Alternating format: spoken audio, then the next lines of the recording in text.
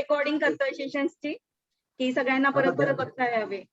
आज ध्यानामध्ये आपण 2-3 गोष्टी समजून घेण्याचा प्रयत्न करूया. 2-3 बातें समझ लेना है. पहली ये चीज कि जैसे अपन आंखें खोलते तो हमको कोई चीज दिखाई पड़ती. हाँ, तो जो चीज दिखाई पड़ती है उसको हम दृश्य बोलते और मैं केंद्र बन जाता हूँ देखने वाला. तो मैं दृष्टा हूँ और जो चीज दिखाई पड़ रही है वो दृश्य है. तो हमको इसका अनुभव करना है कि जो चीज दिखाई दे रही है वो मुझसे अलग है. ये आपको अनुभव होना चाहिए. हाँ, तो ये साधारण जीवन में भी जो हम ध्यान नहीं करते तो भी हमको दिखाई देता कि कोई चीज देख रहे तो वो अलग है. जिसको जो कोई भी चीज सुनते हैं हम कान से तो शब्द अलग होता है, कान अलग होता है और सुनने वाला अलग होता है. तो ये चीजें आपको अनुभव करना था. जैसे आंखें खोल के आप मुझे देख रहे तो मैं अलग हूँ, आप अलग है. आप मुझे देख रहे, मैं आपके लिए दृश्य हूँ, मैं आपको देख रहा हूँ तो आप मेरे लिए दृश्य है, मैं दृष्टा हूँ. तो इसमें एक चीज हमको पता चलती कि जिसको देखते हैं वो अलग है, मैं अलग. तो हमको ध्यान में ये चीज डेवलप करना है. ये पहली चीज है, प्राइम है. अगर हम डेवलप नहीं करते तो मेडिटेशन में गहराई. तो हमको मेडिटेशन में ये करना है और ये बुद्ध ने सिखाया हुआ है. तो बुद्ध का जो शब्द है वीरमणि सिक्खा पदम. हम बाहर चीज देखते तो उसे वीरत है, उसे अलग है, अलिप्त है, उससे दूर है और फिर वो चीज को देखते हैं. तो ये पृथकता का अनुभव, ये वीरत होने का अनुभव, ये अलग होने का अनुभव, ये बाहर के जीवन में. तो ध्यान में हमको क्या करना है, धीरे धीरे हमको इस तरह से ध्यान करना है कि स्वयं से हम अलग हो, स्वयं से वीरत हो. हमारे स्वयं में ही एक डिस्टेंस निर्माण होना चाहिए, एक सम्यक दूरी निर्माण होना चाहिए. इसके लिए हम कोशिश करते. अगर कोशिश करते आप और इसमें आपको यश मिलता, आप एक्चुअली ये अवस्था आप डेवलप करते तो फिर आपको आपके लिए ध्यान करना आसान होगा और आप किसी भी सीमा तक आखिरी तक पहुंच सकते. अगर ये पहली जो स्टेप है, ये जो इसका विज्ञान है, ये अगर हमको समझ में नहीं आया तो फिर ध्यान में प्रोग्रेस नहीं होती. कई हजार लोग मैंने देखे जिन्होंने 50-50, 60-60, 70-70 विपश्यना की, लेकिन उनकी आइडियाज क्लियर नहीं. उनको वो विज्ञान ही पता नहीं कि बुद्ध क्या सिखा रहे, कैसे सिखा रहे, कैसे ध्यान करना. वो घंटों ध्यान करते बैठ के और ये 50-50 विपश्यना करके उन्होंने वो शून्याकार में जाते और फिर बाहर आने के बाद उनसे बातें करो तो उनको कुछ भी पता नहीं. तो ये ऐसा नहीं होना चाहिए. अगर आपको समझ में अगर कोई चीज आती तो आप एक भी ध्यान करोगे 10 दिन का तो आपके ध्यान में गहराई आएगी. आपको समझ में आएगा कि कैसे ध्यान करना चाहिए, कैसे नहीं. हाँ, सही ध्यान कैसा है, गलत ध्यान कैसा है, मैं सही में ध्यान कर रहा हूँ कि नहीं कर रहा हूँ, ये पता चलता. तो इस तरह से आपको ध्यान करना है. तो ध्यान में सबसे पहले एकाग्रता और फिर सजगता. हाँ, तो एकाग्रता में 5 इंद्रिय, श्वास और छठवां मन. हाँ, जो ऑब्जेक्ट ऑफ मेडिटेशन है, जैसे श्वास हमारा ऑब्जेक्ट ऑफ मेडिटेशन विषय है ध्यान का, तो उस विषय के ऊपर 6 मन केंद्रित होना चाहिए. एकाग्रता. तीसरे धीरे धीरे आज मनुष्य बहुत संवेदनशील हो जाता है. हाँ, भटकने वाला जो मन है, बाहर भीतर इधर भटकने वाला, सोने वाला, वो भी एकाग्र हो जाता है. फिर सजगता और सजगता के बाद फिर धम्म विचार, फिर हम खोज करते सत्य. तो ये आपको समझना था. ध्यान में जब भी मैं ध्यान सिखाता हूँ तो इसके ऊपर मैं स्ट्रेस करता हूँ कि आप ऐसा करिए, ऐसा ही करिए, ऐसा समझे, नहीं तो फिर आगे हमारी यात्रा कठिन होती. तो ठीक है, आंखें बंद करिए.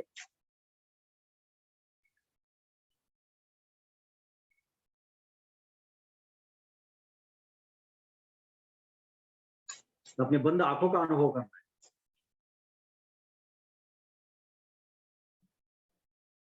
बंद आंखों का अनुभव.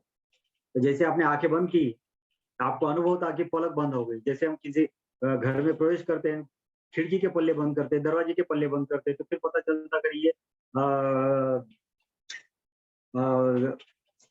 दरवाजे बंद हो गए तो दरवाजे अलग है, मैं अलग हो गया, एहसास होता. तो ये एहसास आपको करना है, ये फील करना है, ये अनुभव करना है कि आंखें बंद करना है. तो बंद आंखों का अनुभव करना है कि देखो आंखें बंद हो गई, ऊपर की पलक नीचे की पलक बंद. फिर ओठ को अनुभव करना है कि देखो ऊपर का ओठ नीचे का ओठ पूरा बंद। फिर दांत के ऊपर दांत का अनुभव करना है। और फिर दांतों के पीछे तालू से स्पर्श करती जीवा का अनुभव करना है। और आप वो जो टिप ऑफ द टंग है, हाँ, वो वो वहां ऐसे थोड़ा सा घुमा के देखिए तो आपको अलग तरह की टिकलिंग सेंसेशन अनुभव होंगे अपने पैलेट के ऊपर और दांतों के पीछे। अगर आप थोड़ी सी जीवा इधर उधर मूव करते, एक अलग तरह के सेंसेशन अनुभव। ये जो जीवा का अनुभव करना है, ये जीवा कनेक्टेड है कंठ से, कंठ कनेक्टेड है सीधा ब्रेन से। ये जीवा के प्रति आपको सजग रहना है, जागरूक रहना है। ये जीवा को कंपित नहीं होने देना है, इसको हिलने नहीं देना है, क्योंकि हिलती तो शब्द तैयार होते, फिर विचार तैयार होते और आदमी विचारों के जंजाल में फंस जाता, हो जाता, फिर चले जाता, फिर अतीत जाता, अब भविष्य में चले जाता, फिर बाहर चले जाता। इसको हिलने नहीं देना। और ये जितनी अकंप होगी, अडोल होगी, स्थिर होगी, उतने ही आप मौन में चले जाते, एक निशब्द निर्विचार अनुभूति में चले जाते। और सत्य का जो अनुभव है, स्वयं का जो अनुभव है, ये तब होता है जब हम परिपूर्ण रूप से निशब्द, निर्विचार, निर्भाव, निरंतर अवस्था प्राप्त करता है। हमको ये पता भी नहीं रहता कि मैं स्त्री हूँ कि पुरुष हूँ, मैं छोटा हूँ कि बड़ा हूँ, कि मैं वृद्ध हूँ कि जवान हूँ, कुछ भी याद नहीं रहता। बस आंखें बंद की सब खो जाता। ये अवस्था आपको प्राप्त करना है तो आंखें पलकों का अनुभव, ओठ, दांत, जीवा का अनुभव, फिर दोनों पैरों का अनुभव। आप सोफे पे बैठे हैं तो दोनों पैर देखो, तो पैर कैसे कैसे स्पर्श कर रहे फर्श को। तो वर्तुलाकार तलवे का अनुभव, सामने उंगलियां है 10 तो 10 उंगलियों का अनुभव, अंगूठे से लेकर छोटी उंगली तक, दाएं पैर के, बाएं पैर के, दोनों पैर के 10 उंगलियों का अनुभव, पीछे टाक का अनुभव, वर्तुलाकार तलवे का अनुभव। और आपका फर्श के ऊपर पैर है तो वो ठंडा है कि गर्म है। अगर आप शूज पहन के, चप्पल पहन के, तो वो भी अनुभव करना। या ऊपर लेके बैठे अगर है तो उसको उस तरह से अनुभव करना, तो दोनों पैरों का अनुभव करना। फिर हम जहाँ बैठे हैं वो सीट का अनुभव करना। तो जो सीट का अनुभव होता, तो वर्तुलाकार सीट का अनुभव करते वो उसके मूलाधार। तो हमें अपने शरीर का अनुभव करना है। इस शरीर को 7 भागों में विभाजित करके अनुभव करना है। तुम एकदम से अपना शरीर नहीं देख सकते, हमको देखना है अपना शरीर। हाँ, तो अपने पूरे शरीर का अगर अनुभव करना है तो शरीर के एक एक हिस्से का अनुभव करना है। तो सीट का अनुभव करे मूलाधार है, तो देखो वर्तुलाकार सीट का अनुभव करो। तो रीढ़ सीधी होना चाहिए, गर्दन सीधी होना चाहिए, आंखें बंद है। तो सर का पूरा भार गर्दन के ऊपर होना चाहिए, गर्दन का भार पीठ के ऊपर होना चाहिए, पीठ का कमर के ऊपर होना चाहिए, और कमर का भार पूरा सीट के ऊपर सीधा। अगर आप बैठे हैं, अगर आप रीढ़ सीधी नहीं है, तो थोड़ी सी भी जहाँ कहीं झुकी होंगी तो वहां फिर स्पॉन्डिलोसिस नाम की बीमारी हो जाती है, वहां दर्द होता। और एक बार दर्द शुरू हो गया, स्पॉन्डिलिस हो गया, फिर ध्यान भी नहीं होता और फिर यात्रा भी नहीं होती ध्यान की। तो रीढ़ बिल्कुल सीधी, और सीधी रीढ़ आपको कैसे अनुभव करेंगे कि है कि नहीं, ये अनुभव आपको करना है। ये कैसे करेंगे? तो जैसे रीढ़ सीधी है तो पूरे शरीर का भार सीट के ऊपर महसूस करें। तो वो महसूस करना है कि पूरा भार सीट के ऊपर है। अगर आप सही ढंग से बैठे नहीं है तो फिर होता क्या, ये मैं आपको समझाता हूँ। आप गर्दन झुका दीजिए और थोड़ा सा आगे झुकिए ऐसे, आंखें बंद और झुके ऐसे। हाँ, हाथ भी नीचे और ऐसे झुक के देखिए। तो देखो गर्दन झुक गई, सर झुक गया और आप झुके। और आप अब अभी अनुभव करेंगे तो सर का भार पीठ के ऊपर है, तो पीठ में दर्द होगा। तो झुक के सामने झुकना है और देखना है कि आपको क्या अनुभव हो रहा था। आपको ऐसे लगेगा कि गर्दन भी झुकी हुई है तो गर्दन में भी थोड़ा सा दर्द है, और आगे झुकते तो पीठ में दर्द, कमर में दर्द होता। तो जहां भार आता वहां दर्द, वहां स्पॉन्डिलोसिस, वहां प्रोलैप्स इंटरवर्टिबल डिस्क नाम की बीमारियां होती और उसका फिर इलाज नहीं होता। हाँ, और फिर सीधा होके देखिए, फिर सीधा हो जाइए। और सीधा हुए, फिर देखिए कि आपका भार कहाँ है। तो पूरा भार पूरे शरीर का सीट के ऊपर होना है। खड़े हैं तो पैर के ऊपर भार होना है, बैठे हैं तो सीट के ऊपर होना है। ये अनुभव करना है। अगर ये अनुभव अगर नहीं करते तो फिर अपन कैसे भी गर्दन, कैसे भी पीठ, कैसे भी आड़े तिरछे तरीके से अगर ध्यान करते तो ध्यान तो होगा ही नहीं, लेकिन शरीर में दर्द शुरू हो जाती, पीड़ा शुरू हो जाती, बीमारियां शुरू हो जाती। आपको शरीर के प्रति सजग रहना है, और शरीर के प्रति सजग रहना, जिसको कायनोपश्ना कहा है, तो काया बिल्कुल स्थिर होना चाहिए, अकंप होना चाहिए, अडोल होना चाहिए, पूरा भार खड़े है तो पैर के ऊपर, ना बैठे है तो सीट के ऊपर। तो देखिए सीट का अनुभव, रीढ़ सीधी, गर्दन सीधी, आंखें बंद है, ओठ के ऊपर ओठ का अनुभव, दांत के ऊपर दांत का अनुभव, और दांतों के पीछे तालू से स्पर्श करती जीवा का अनुभव। तो दोनों पैरों का अनुभव, और फिर दोनों हाथों का अनुभव। तो दोनों पैरों के 10 उंगलियां आगे, टाक पीछे, उसका अनुभव। या आप या बैठे हुए हैं तो दोनों पैर की जो किनार है जमीन को छूती, उसका अनुभव। ऊपर की किनार एक दूसरे पैर को छूती, उसका भी अनुभव। और दोनों हाथों का अनुभव। तो बंद आंखों से 10 उंगलियों का अनुभव करना है, दोनों हाथों। और हाथ जहां रखे हुए, हाथ जहां रखे हुए, जैसे गोदी में होंगे तो हाथों का अनुभव। फिर हाथों के नीचे पैर है तो पैर का अनुभव, पैर और हाथों के बीच में वस्त्र है तो वस्त्र का अनुभव। ये सटीका, तो ये सजगता है। आप इस तरह से अगर अनुभव करते तो इससे संवेदनशीलता बढ़ती, सेंसिटिविटी बढ़ती, सोई सोई को देखने की, सोई सोई को अनुभव करने की क्षमता बढ़ती। तो इस तरह से दोनों हाथों का अनुभव, दोनों पैरों का अनुभव, और फिर बैठे हुए सीट के ऊपर तो सीट का अनुभव। फिर थोड़ा सा ऊपर चले जाते तो जो पेल्विस है, जिसको कोथा बोलते हैं, नाभि के नीचे का भाग, उसको अनुभव करना है। तो उसको बोला है स्वाधिष्ठा, ये दूसरा केंद्र, उसको अनुभव करना है। फिर उसके ऊपर अगर आए तो हम बेली देखते, पेट देखते, अपने नाभि देखते, तो नाभि को अनुभव करना है। इस नाभि को बोला है मणिपुर। फिर आप छाती को देखो, मध्य बिंदु देखो छाती का, और फिर वर्तुलाकार छाती अगर देखते, इस छाती को बोला है अनाहत, अनाहत केंद्र। फिर ऊपर चले जाते हैं, फिर गला देखते, तो गले को कंठ, इसको कहा है विशुद्धि केंद्र। फिर हनूटी देखते, ओठ, दांत, जीवा देखते, चेहरा शांत है, आंखें बंद है, और दोनों भ्रुकुटी के मध्य में, दोनों आंखों के बीच में जो केंद्र है, जिसे हम प्रज्ञा केंद्र बोलते हैं, बोधि का केंद्र बोलते हैं, उसको योग ने बोला है आज्ञा केंद्र। और फिर आज्ञा केंद्र के ऊपर जो सर है हमारा ऊपर, जिसके ऊपर एक शिखर शिखर है बुद्ध के ऊपर, उसको कहा है सहस्रार। ये पूरे शरीर को 7 भागों में विभाजित करने का, और फिर एक एक भाग देखने का, तब पूरे शरीर का अनुभव होता। और ये बहुत साइंटिफिक, ये बहुत साइंटिफिक है। ये जो ब्रेन है पूरे बॉडी को कंट्रोल करता, और पूरे बॉडी को, माइंड को कंट्रोल करता। तो वो एक एक भाग को कंट्रोल करने के लिए एक एक केंद्र है ब्रेन का, और उसको प्लेक्सस बोला है। तो नीचे अगर मूलाधार है तो वहां पॉक्सीजियल प्लेक्सस है, पॉक्सिक्स बोन, माकड़हार, तो वहां एक पॉक्सीजियल प्लेक्सस है, पूरा एक केंद्र है नर्वस सिस्टम का, और वो कंट्रोल करता दोनों पैरों को, और फिर सीट को कंट्रोल करता, फिर एनल कैनल को कंट्रोल करता, वो यूरिनेशन को, डेफिकेशन को, वो उसको कंट्रोल करता। फिर हम जब पेल्विस में जाते, पोथे को बोलते हैं, तो वो सैक्रल प्लेक्सस है, वो यूरिनरी ब्लैडर को कंट्रोल करता। वो वहां का जितने भी इंटेस्टाइन है, यूट्रस है, प्रोस्टेट है, उसको कंट्रोल करता।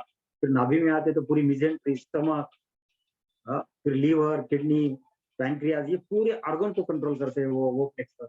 फिर छाती में आते तो लंग, हार्ट, और उसमें ग्लैंड है, थाइमस की ग्लैंड रहती है, उसको कंट्रोल कंट्रोल करता। फिर गले में आते तो पूरा कंठ, और सर्वाइकल स्पाइन्स आते, वो उसको कंट्रोल करते हैं। और जब आज्ञा केंद्र है तो हाँ, ये जो प्लेक्सस है पूरे चेहरे को कंट्रोल करते हैं। फिर सहसा ये, तो इस तरह से पूरे शरीर को 7 भागों में डिवाइड करके एक एक भाग को देखे, और एक भाग को दूसरे भाग से जुड़े, तो धीरे धीरे नीचे से ऊपर, ऊपर से नीचे आते, और फिर ऐसा दिखता बंद आंखों से, जैसे हम आंख खोल के दूसरे को देख के बैठा हुआ, या बुद्ध की मूर्ति देखते, तो ऐसे ही हम अपने आप को देख सकते बैठा हुआ। तो इस तरह से हमको कायानुपस्थित करना है। तो आंखें बंद करना है, तो बंद आंखों के का अनुभव, पलकों का अनुभव, दोनों आंखों का अनुभव, ओठ, दांत, जीवा का अनुभव।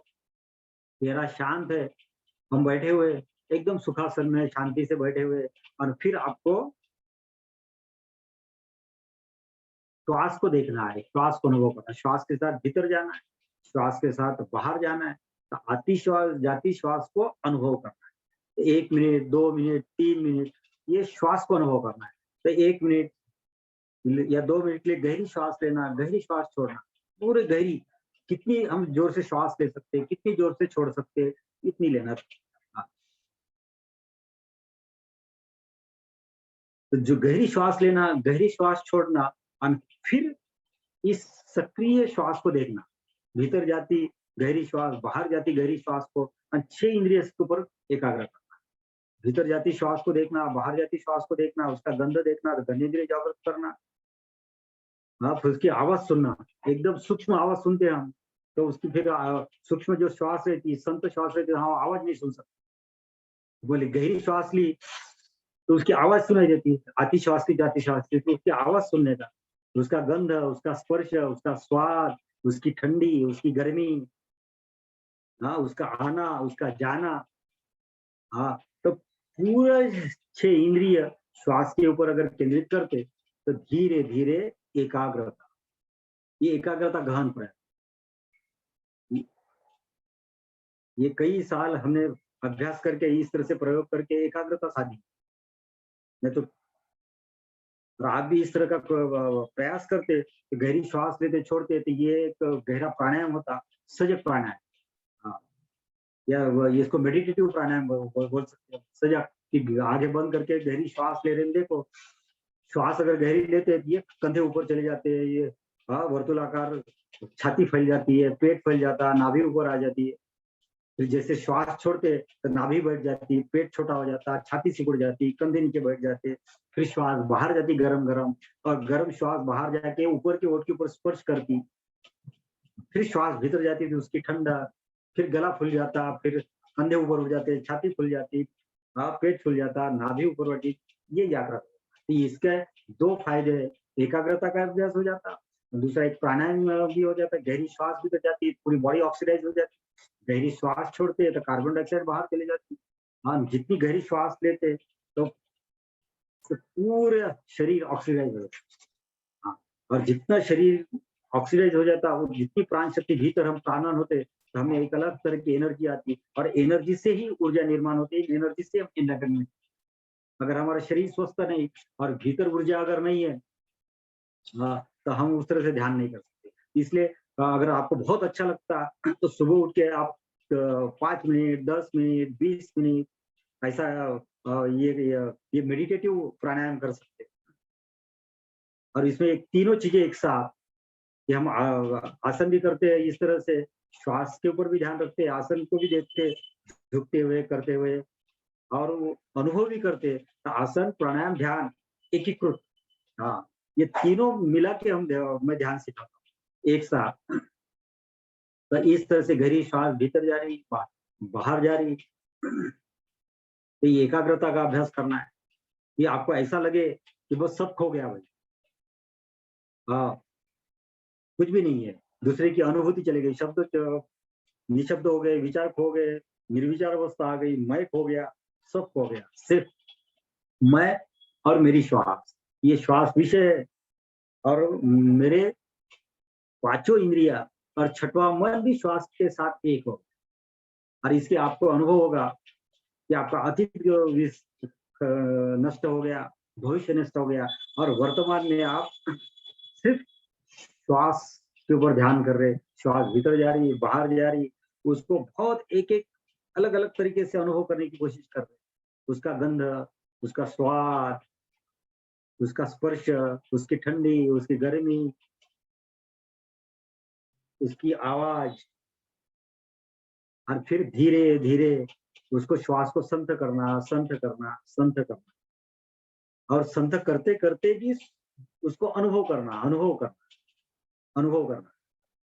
और वो इतनी संत हो गई कि आ भी नहीं रही, जा भी नहीं रही, तो भी उसको अनुभव हो रहा, कि उसकी ध्वनि सुनाई दे। तो आपसे सजगता बढ़ेगी, संवेदनशीलता बढ़ेगी और सूक्ष्म से सूक्ष्म चीज की अनुभव करने की क्षमता आपने। तो धीरे धीरे श्वास संत हो गई, शांत हो गई, श्वास भीतर जा रही, बाहर जा रही और 6 इंद्रिय श्वास के साथ एकाग्रता। और फिर आपको अनुभव करना है सजगता। तो सजगता का अनुभव, जैसे आंखें खोल के किसी और को देखते तो दूसरा अलग दिखता है, मैं अलग दिखता हूँ, मैं केंद्र हूँ। अभी मैं ही अपने आप को देखने की कोशिश कर रहा हूँ, तो मैं ही अपने आप को देखने की कोशिश कर रहा हूँ। तो बाह्य विषय नहीं, अभी आंतरिक विषय। तो ये आंतरिक विषय मेरा श्वास है, श्वास ऑब्जेक्ट ऑफ मेडिटेशन है। तो मैं इसके ऊपर एकाग्रता साध रहा हूँ और इसके प्रति सजग होना है। तो आपको ये श्वास नाक में अनुभव होना चाहिए, नाक, गला, छाती, पेट में अनुभव हो रहा, इसको पृथक रह के अनुभव होना चाहिए। ये अलग है, ये पृथकता का अनुभव, ये अलग होने का अनुभव। ये श्वास के ऊपर इस तरह से ध्यान करना है, इस तरह से श्वास के प्रति सजग होना है कि अभी श्वास के साथ एकता नहीं, एकाग्रता नहीं। आपको ये अनुभव होना चाहिए कि श्वास भीतर जा रही, बाहर जा रही और मैं इसको विरत होके, पृथक होके इसको अनुभव कर रहा हूँ। ये बहुत गहन है। तो जैसे एक दूसरे को देखते हैं तो मैं केंद्र बन जाता हूँ। तो अभी हम क्या कर रहे हैं, हम अपने शरीर को ही परिधि बना रहे, शरीर को परिधि बना रहे और हमारी देखने की जो क्रिया थी ये परिधि के ऊपर थी, आंखें पर हमारी परिधि के ऊपर है। हम ये परिधि से दूसरे को देखते बाहर संसार की परिधि के ऊपर। अभी हमने सोई सोई को परिधि बनाई और भीतर जा रहे हैं, ये श्रोतापन्न अवस्था है। तो श्रोतापन्न, सकृतागामी, अनागामी, अरह, ये 4 स्टेजेस ऑफ मेडिटेशन बुद्ध ने बताए। तो स्रोत की तरफ जाना है, तो स्रोत है हमारे भीतर, तो बोधि हमारा स्रोत है। खुद ही खुद को देखने वाला जो है वो स्रोत।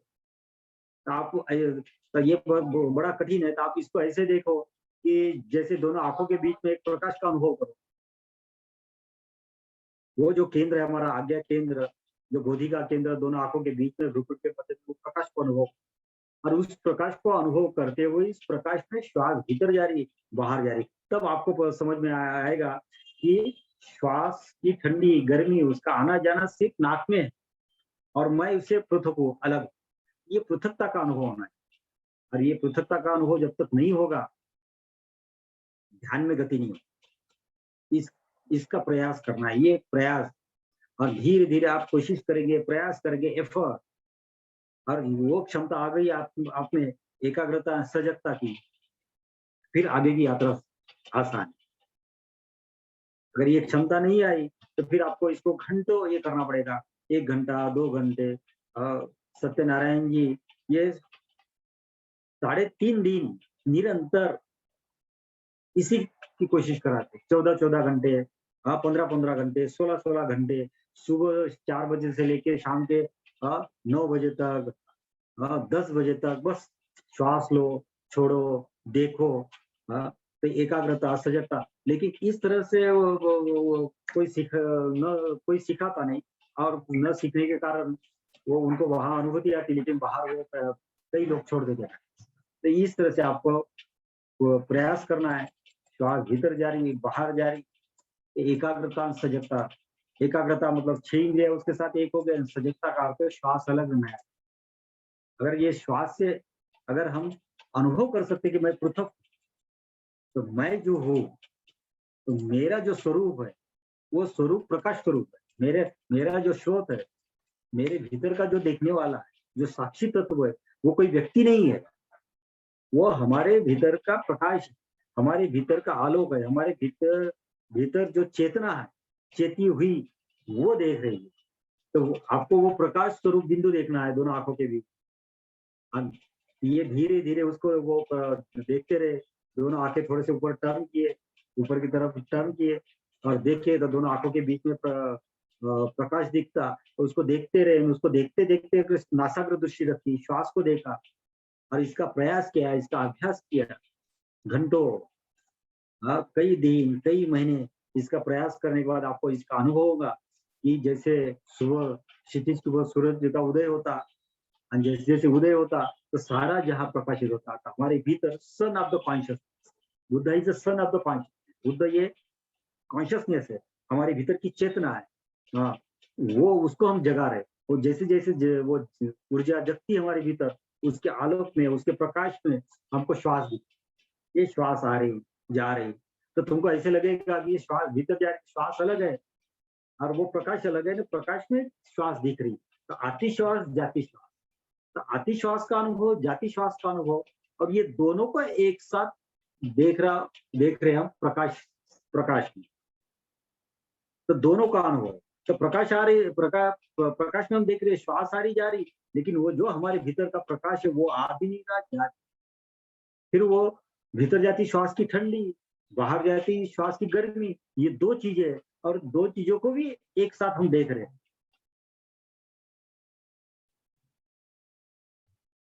फिर भीतर जाती श्वास की आवाज है, बाहर जाती श्वास की आवाज है, वो आवाज को भी देख रहे, तो उससे भी पृथक रूप से अलग होके अनुभव करना है श्वास को। ये श्वास, तो श्वास का वर्तुल बनेगा।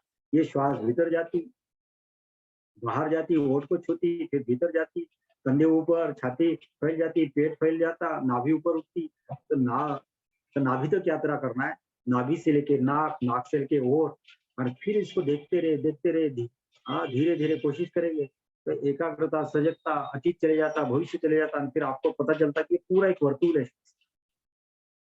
श्वास का वर्तुल है। तो भीतर जाती श्वास नाभि को छूती, नाभि से बाहर जाती, इसको देखना, इसको अनुभव करना। और फिर श्वास भीतर जाती, कंधे ऊपर उठते, तो फिर तुमको पता चलेगा यार कंधे अलग है। ये छाती का अनुभव होगा, तो छाती को देखो तो छाती तुमको अलग लगेगी। जैसे दोनों आंखों के बीच में जो प्रकाश है, तो उसका अंतर देखना है। तो नाक में जो स्पर्श हो रहा है श्वास का, आती जाती श्वास, उसकी ठंडी, उसकी गर्मी, वो जो अंतर है नाक और बोधि केंद्र के बीच में, पता चलेगा कि फिर वो श्वास भीतर जाती, कंधे ऊपर उठते, कंधे अलग, फिर छाती उससे दूर गई, फिर पेट, नाभि ऊपर उठी, नाभि भी दूर है। तो नाक का अनुभव, नाक से नाभि दूर है। फिर जो श्वास भीतर से बाहर जाती, नाक को छूते हुए ओठ को छूती, तो ओठ अलग है। तो इस तरह से श्वास को अनुभव करना, ये श्वासानुपस्सना। और फिर धीरे धीरे श्वास भीतर जाती, तो शरीर का भीतर से अनुभव, श्वास बाहर जाती, ओठ को छूती, तो शरीर का बाहर से अनुभव।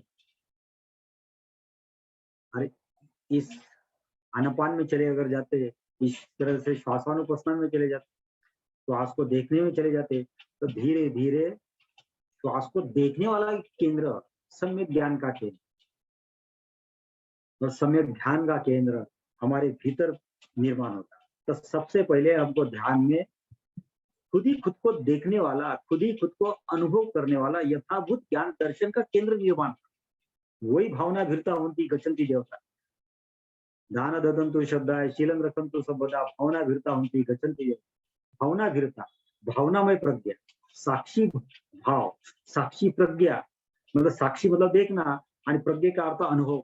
ये यथाभूत ज्ञान दर्शन का केंद्र तैयार करना। और जब तक ये केंद्र तैयार नहीं होगा, खुद ही खुद को पृथक होके, खुद ही खुद को देखने वाला, अनुभव करने वाला, हम आगे यात्रा नहीं कर। तो आपको बहुत कोशिश करना है। ये श्वास भीतर जा रही, बाहर जा रही, ये श्वासानुपस्सना, और इसके साथ अनुभव होगा कि जो हमारे भीतर देखने वाला है, जो बोधि केंद्र है, जो प्रज्ञा केंद्र है, जो साक्षी केंद्र है, जो विटनेसिंग कॉन्शियसनेस है हमारे भीतर, वो आ भी नहीं रहा, जा भी नहीं, वो आती जाती श्वास को भी अनुभव कर रहा, वो स्थिर है। श्वास आ रही, जा रही, उसकी ठंडी, उसकी गर्मी, लेकिन वो केंद्र ठंडी को भी अनुभव कर रहा, गर्मी को भी अनुभव कर रहा, लेकिन वहां ना ठंडक है ना गर्मी है, दोनों चीज को ये अनुभव हो।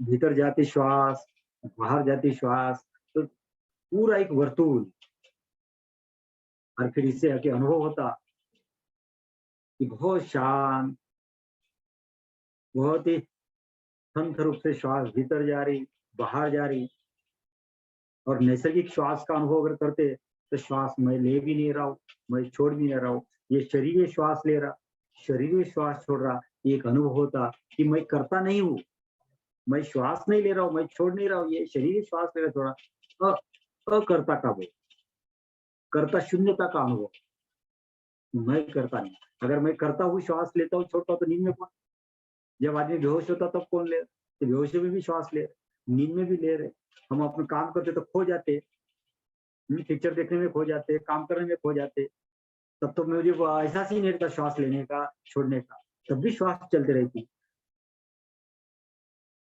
लेकिन हमारे मन में जो अहंकार है, विज्ञान का केंद्र है, वो हमेशा जो अपने आप को जोड़ देता कि मैं कर रहा हूँ, मैं छोड़ रहा हूँ, मैं ले रहा हूँ, मैं ये करूंगा, मैं उसके साथ जुड़ रहा था कि यहाँ मैं नहीं, तो अनुभव मैं शून्यता का। तो पहले श्वासों का अनुभव, श्वास भीतर जा रही बाहर जा रही, फिर श्वास भीतर जा रही तो नाक गला छाती पेट का अनुभव, और फिर धीरे धीरे आपको यह अनुभव होगा कि पूरा शरीर श्वास ले, ये श्वास भीतर जाती है तो नाभि नाभि को नहीं छूती, दोनों पैरों तक अपने एहसास को जाने देना है, अपनी फीलिंग को जाने देना है, अपने दर्शन को जाने देना है, अपनी अनुभूति को जाने, ये श्वास भीतर जाती नाभि तक तो अनुभव करे मूलाधार का, और फिर अनुभव करे दोनों पैर 10 उंगलियां, तो इस तरह से श्वास दोनों पैरों तक जाए, और फिर श्वास बाहर जा रही, फिर श्वास भीतर जाती गले में जाती तो अनुभव करे कि दोनों कंधे और 10 उंगलियां हाथों, तो एक श्वास भीतर जा रही तो दोनों हाथों में जा रही 10 उंगलियों का अनुभव, फिर छाती पेट कोथा मूलाधार और दोनों पैर, तो एक साथ दोनों हाथ दोनों पैर 20 उंगलियां और पूरा शरीर श्वास ले रहा, मैं श्वास छोड़ रहा, और मैं देखने वाला, मैं अनुभव करना, तो इस तरह से खुद ही खुद को देखना, खुद ही खुद को अनुभव करना, तो जो देख रहा है वो हमारे भीतर का खुदा है, और उससे ये सारी चीजें अलग है, जैसे आंखें खोलते तो दूसरा अलग दिखता, मैं अलग, ऐसे ही जब ध्यान करते एकाग्रता सजगता और सही ढंग से श्वास को देखते तो श्वास का वर्तुल बनता है, फिर शरीर का वर्तुल बनता है, ये सर से लेके पैर तक, पैर से लेके सर तक, पूरा शरीर भीतर से बाहर से, तो जैसे श्वास भीतर जाती छाती तन जाती तो आप वस्त्र का अनुभव कर सकते हैं, ये कंधे के वस्त्र तन जाते, छाती के वस्त्र तन जाते, पीठ के वस्त्र तन जाते, तो वस्त्र का भी अनुभव हो जाता। जब श्वास पेट में जाती तो पेट तन जाता, तो बेबी नाभि ऊपर उठती तो वस्त्र तन जाते, हाँ तो वस्त्र का अनुभव हो जाता, कमर के वस्त्र तन जाते, पीठ के वस्त्र तन जाते, तो उसका भी अनुभव, तो आपको एक अनुभव होगा कि ये शरीर बैठा हुआ है और पूरे वस्त्र से लपेटा हुआ है चारों तरफ से, तो पूरे शरीर का भीतर से बाहर से आने, ये श्वास भीतर जा रही तो श्वास का अनुभव, भीतर से शरीर का अनुभव, और फिर शरीर का बाहर से अनुभव, तो इस तरह से अगर आप देखते कि श्वास नाक से लेके गला छाती पेट कोथा दोनों पैर दोनों हाथ, और ये भी अनुभव कर सकते हैं कि श्वास ऊपर जा रही है, आंखें बंद बंद है तो दोनों आंखों के बीच में जो प्रकाश है श्वास ऊपर जा रही, हाँ तो वो जो भीतर का प्रकाश है उसको प्राण प्रदान कर रही, और जैसे ही वो हाँ जैसे अग्नि में लकड़ियां डालते तो आग भड़क जाती बढ़ जाती, तो ऐसे ही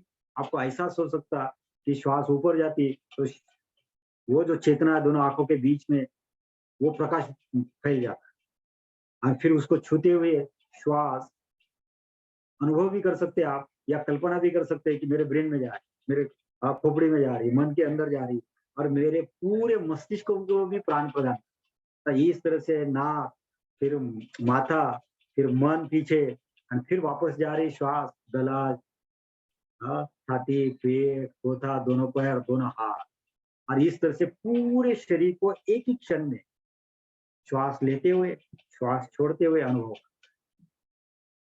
श्वासानुपस्थित और फिर कायानुपस्थित, अगर इस तरह से शरीर श्वास को देखते काया को देखते तो धीरे धीरे आपको अनुभव होगा कि बहुत देर से बैठे हैं तो कहीं दर्द अनुभव होगा, कहीं पिटली में दर्द है, घुटने में दर्द है, कहीं हमारे थाइज है, थाइज में प्रेशर है तो वो जड़ता अनुभव कर रहे हैं, कहीं खुजली हो रही, तो सिर्फ आपको अनुभव करना है कि संवेदना कैसी, सुख संवेदना है कि दुख संवेदना, हमको इसका एहसास नहीं रहता, इसका अभ्यास नहीं रहता, तो 10 मिनट, 15 मिनट, 20 मिनट भी अगर अभ्यास करते तो सजगता बढ़ती, संवेदनशीलता बढ़ती, तो हमको दुखद संवेदना का अनुभव।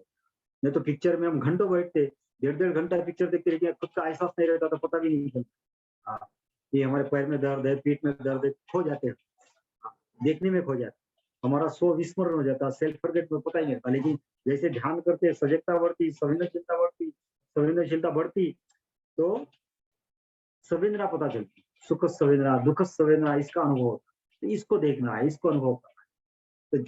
तो आपको आती जाती श्वास का अनुभव किया आपने, अब आपको अनुभव करना है कि वो जो संवेदना है उसका भी आना कैसे, जाना कैसे। सुखद संवेदना आती कैसे, जाती कैसे, दुखद संवेदना आती कैसे, जाती कैसे, उदय हुआ। तो श्वास का आना जाना और संवेदनाओं का आना जाना, तो श्वास से पृथक रह के देख रहे कि श्वास का आना जाना है वर्तुल, तो ऐसे ही संवेदना का वर्तुल आपको पता चलता, एक संवेदना का वर्तुल। तो इस श्वास का वर्तुल, फिर बाहर भीतर से शरीर देख रहे, संवेदनाओं का वर्तुल। आप अगर ये संवेदनाओं के वर्तुल को देखना है, उसका आना जाना देखना है, उदय वय देखना है, उसका जन्म, जीवन, मृत्यु, हर चीज, तो वो भी देखना है कि संवेदना का जन्म है, थोड़ा देर रहती चले जाती। अगर आप गहराई से देखते रहे तो वो स्थिर नहीं है। तो कहीं भी दुख हो, दुख अगर है तो भी उसको आप देख सकते हैं, अनुभव कर सकते हैं कि वो वहां रुकी हुई नहीं है, वो बहती हुई संवेदना है।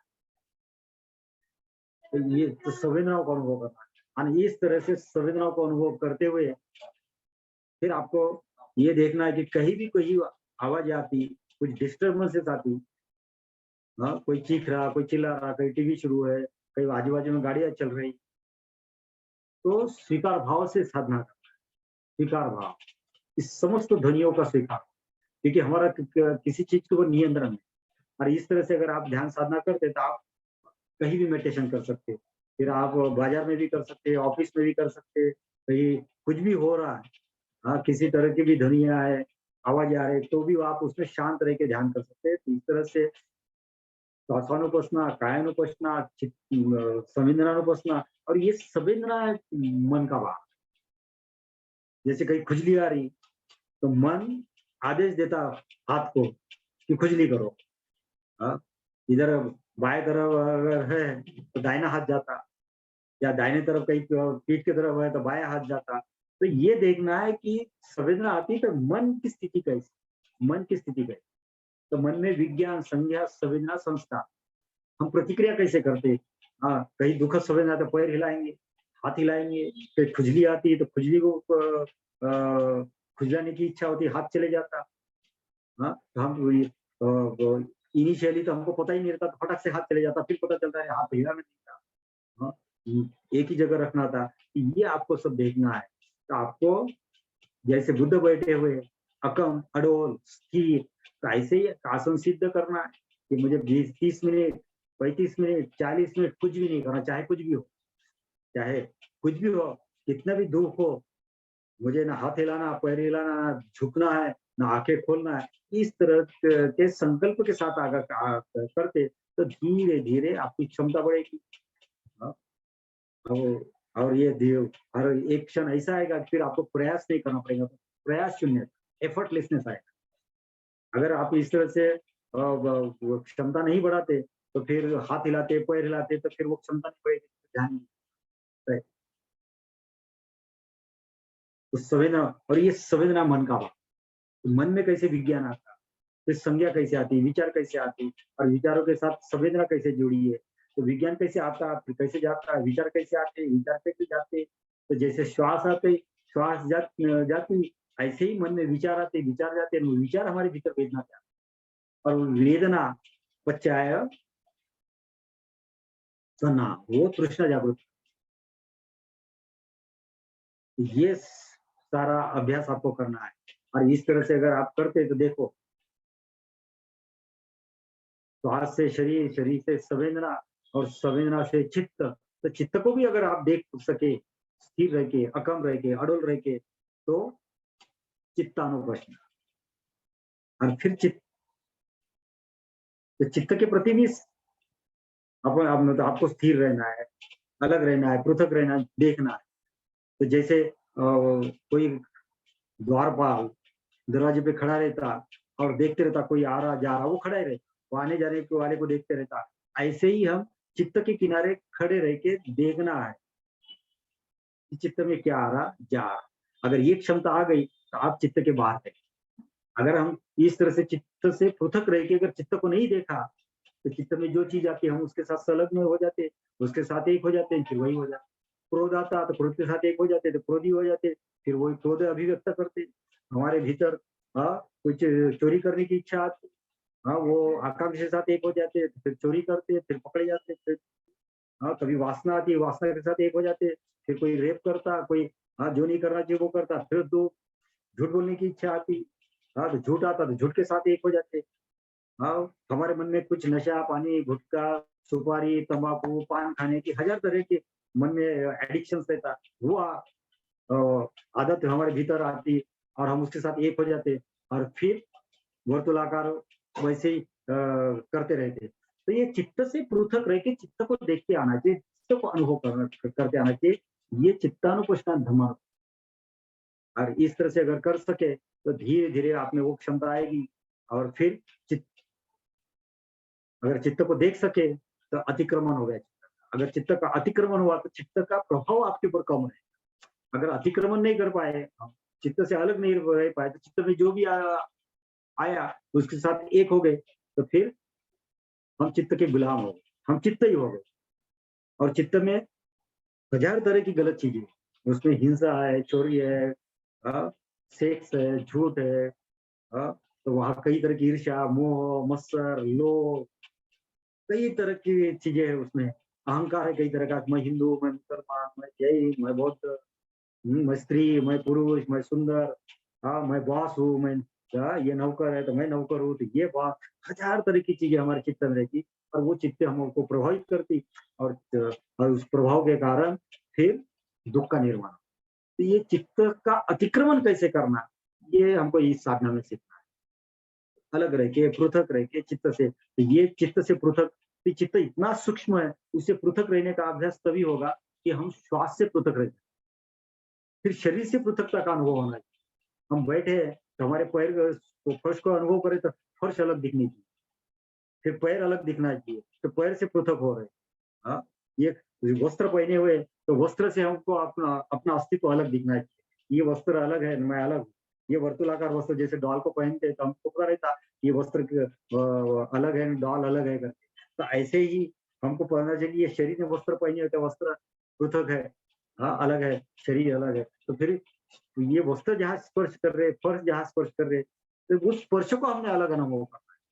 तो ये श्वास भीतर जाती है तो नाक का स्पर्श होता तो वो अलग। तो ऐसे ही पैर जो छू रहे जब फर्श को, तो फर्श अलग, वो स्पर्श अलग, पैर अलग, तो एक-एक हिस्सा शरीर का हमको देखना है, अनुभव करना है। इसको यथाभूत ज्ञान दर्शन कहते हैं। यथाभूत जो चीज़ जैसी है वैसी ही जानना, अनुभव करना। हाँ, तो जैसे दूसरे को देखते दूसरा अलग दिखता, ऐसे ही हम ध्यान करते और ध्यान से ज्ञान होता, यथाभूत ज्ञान दर्शन होता, तो श्वास अलग, शरीर अलग, संवेदना अलग, चित्त में आते हुए विचार, भाव, वृत्तियाँ, प्रवृत्तियाँ सब अलग।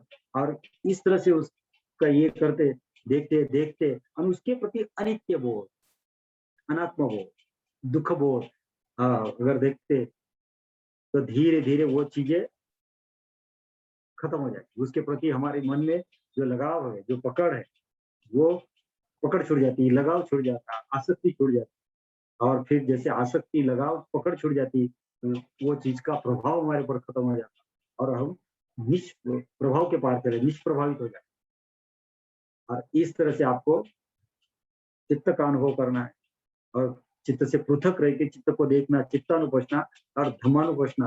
और ईमाय धम्मानुधम पटिपत्तिया बुद्धं धम्म संघं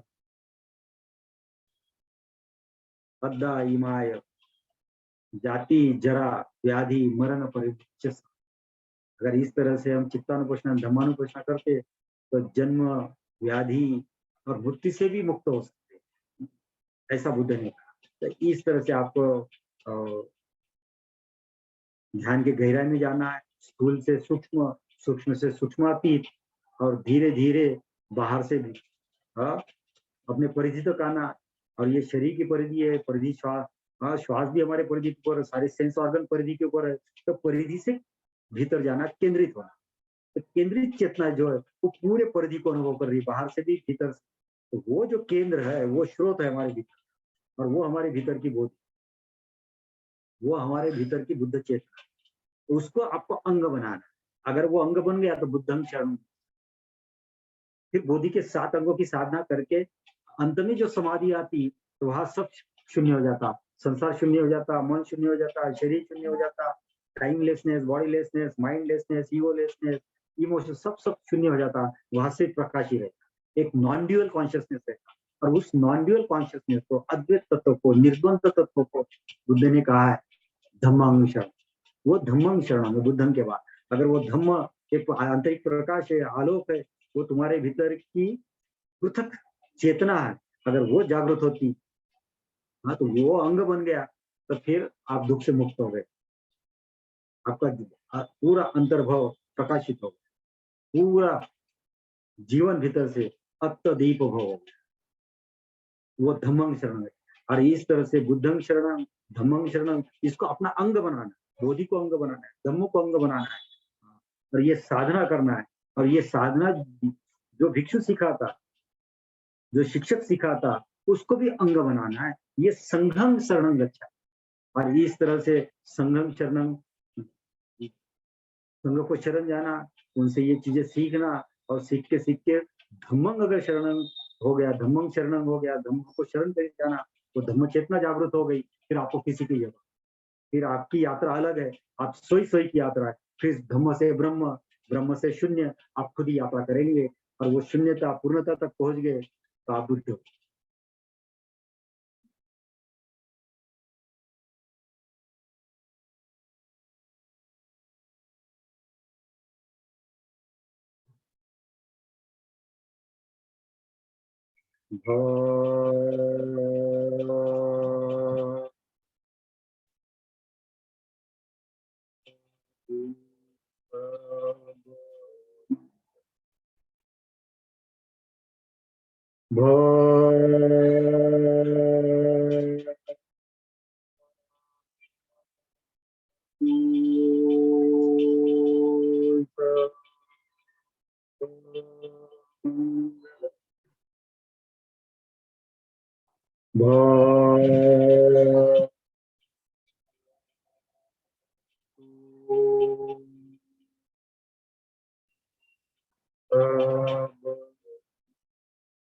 तीन बार साधु बोलो।